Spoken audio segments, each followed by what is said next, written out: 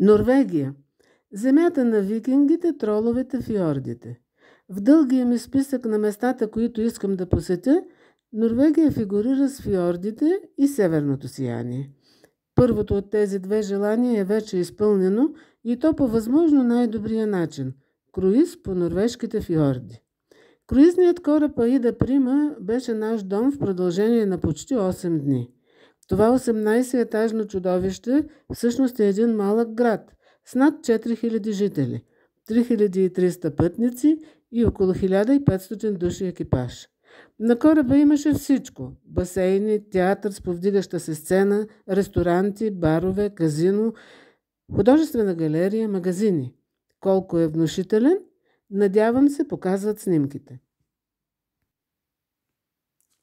И така, първа спирка – градчето Флом.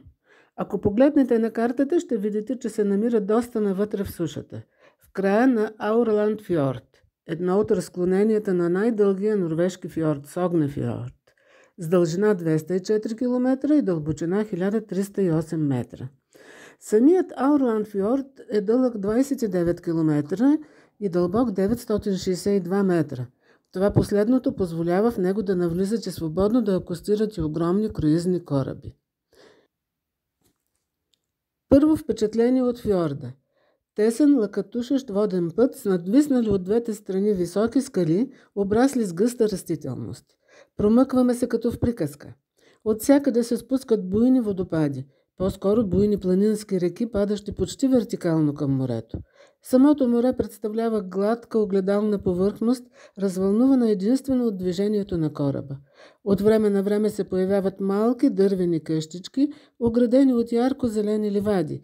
Всеки момент очакваш да се появи някой засмен, покостлив трол. Флом. 350 жители и годишно 450 000 туристи. Къщички, като излезли от картинка.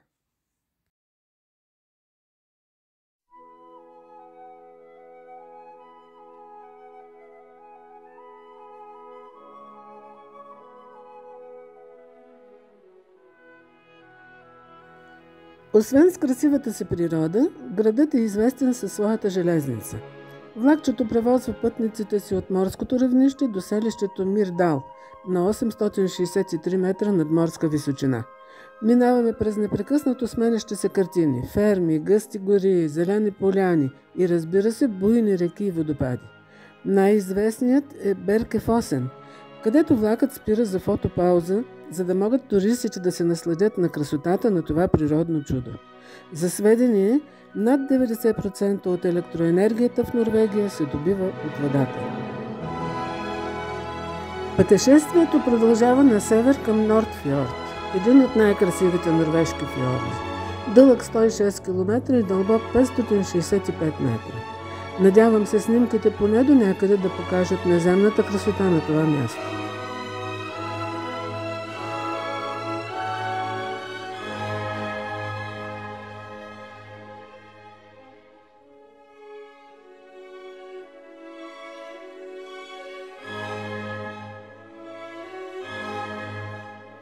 На около 50 км от началото на Нордфьорд, в края на един от ръкавите му Ейдсфьорд, се намира градчето Нордфьорд Ейд. Типичните норвежки къщи с красиви дворове.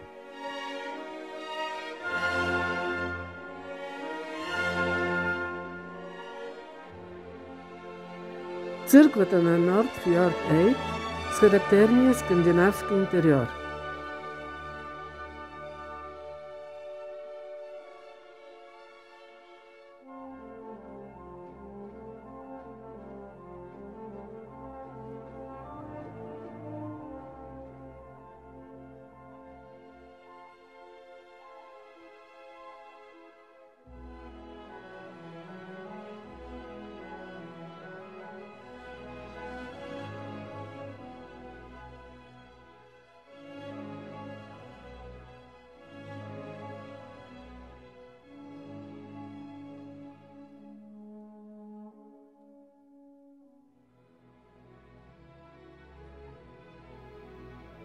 Пътешествието продължава в следващата част. Ако ви е харесало, последвайте ме.